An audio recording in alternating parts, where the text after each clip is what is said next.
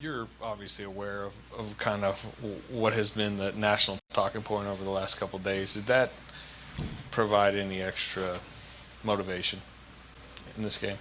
Not at all. I'm always motivated and challenged to compete and try to win, do my job. When you're in a situation like our organization is, where everything is rightfully so compared to that championship expectation, um, everything's going to get micro analyzed, and obviously what I'm talking about, Draymond was talking about, Steve was talking about. It's You forget the part where we're talking about we're always trying to get better. Like, what does that actually mean? So it's obviously not our job to worry about that on a daily basis. And these 3 weeks before the trade deadline, like, our job is to win as many games as possible. And thankfully, we got one tonight. Steve mentioned he felt like the narrative had become that you guys were basically waving the white flag. Were you surprised that that's how it was taken? And I guess, I mean, is there any clarification you'd want to give on, like, that aspect? Anybody who thinks that I'm okay with just being an average basketball on a average basketball team is insane. Take whatever I said, I still stand on it, but that doesn't mean that you're not in a situation where you're trying to get better, make appropriate moves that help you do that. Mike knows that. We've talked about it. Um, that's the expectation for me, trying to help lead the team where we want to go. Again, that doesn't mean that you're reckless. What people's definition of that is where I was talking about the Twitter fingers thing. Like, trade machines are fun, but what does that actually look like? So we're gonna handle our business. Mike's gonna handle his, and see where we end up.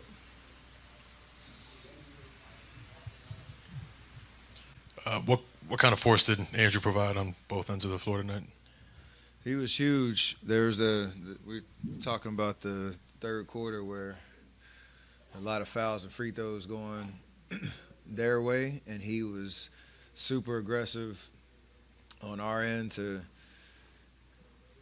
kind of answer the way the pace of the game was going, and obviously knocking him down too. It's great to get to the line, but you got to knock him down too, and he was able to do both. So he had a responsibility along with GP mostly to guard Ant all night, and so when he's able to do both, um, and score the way he did, get to the line the way he did, it matters. Especially when you think about how the first quarter went. We knew they were going to go on a run, and those kind of momentum plays where he can get to the line, knock down two, we can get our defense set, it helps. The final score tells a wild story of, it comes down to one or two possessions, and that's kind of been the nature of our season. So I'm glad he was able to do what he did. And then what did you think of Gee's first start and just the connectivity he added on both ends of the floor? He just plays with effort. That's all you can ask for. He's figuring out what his role is and how he can impact the team.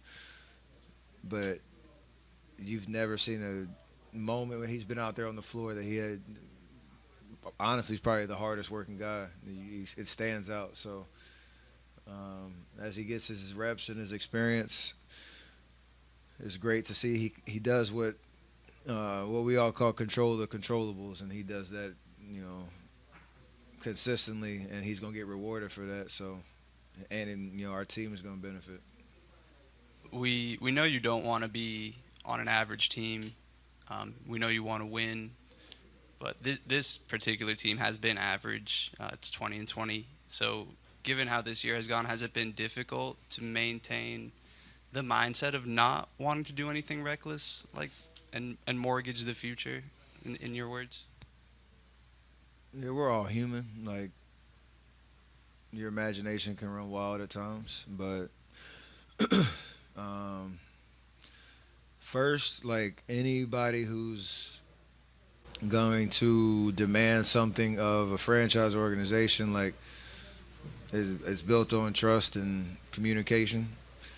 And the accountability, again, for me, for anybody who puts that jersey on, is to play your best. Like, have I played my best all year?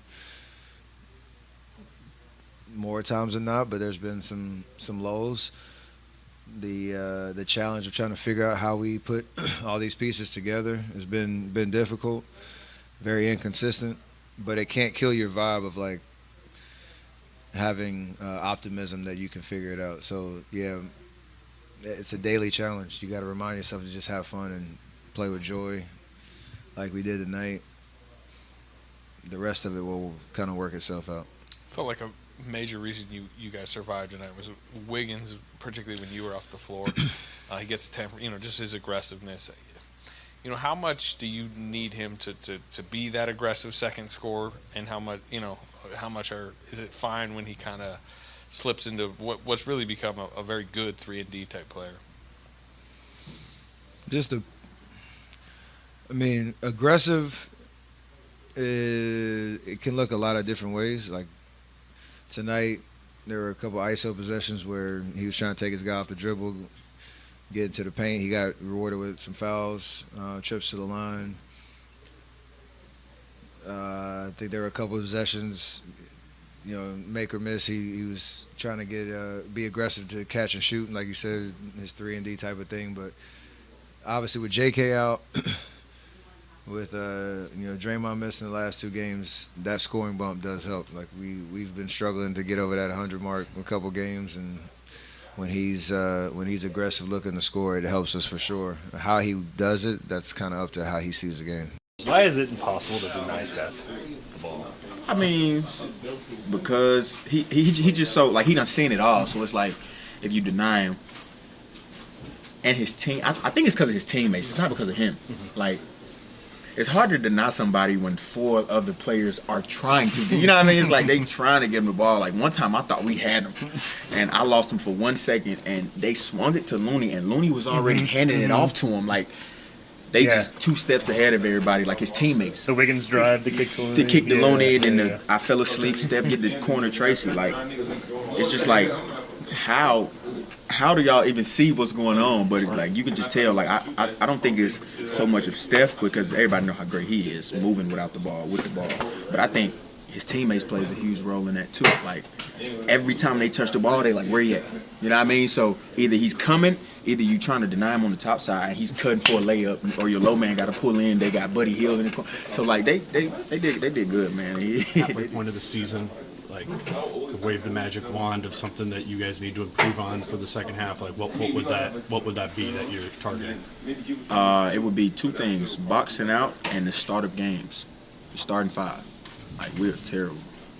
Every game, like, we come out just low energy. The second group comes in and gives us energy. So I would say the starting group got to come out, like, with more energy. Like, we want to play the game of basketball. Like, we love the game.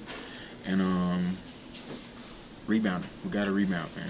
On the offensive end, we can crash, and on the defensive end, we just got to, all of us, we got to box out and go get it. And you've shared the backcourt with a lot of different guards in your time here. In what ways is Dante different than or unique to other guys that you've shared the backcourt with? The way he shoot the ball, I can't. Well, I mean, D-Lo can shoot the cover off for 2.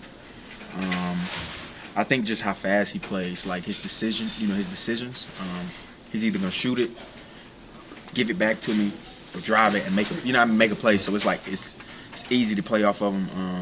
And well, yeah, the way he shoot the ball, I mean, he shoot it from anywhere on the floor. Sometimes I'd be like, Tate, and then he go in. I'm celebrating with him, so I can't.